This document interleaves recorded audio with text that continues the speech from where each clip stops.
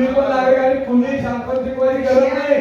परत मला ही तुम्हाला मी सभागृहामध्ये वरती बोललो होतो, इथं 3-3 पिढ्या आम्ही काम केले, कुठल्या बाहेरच्या जिल्ह्यात नाही, राज्य करत नाही. या मातीमध्ये जन्माला इथं झालेला आहे, पण आमचं पाणी प्रश्न आहे. माझं हे मत आहे, जर पुरी होते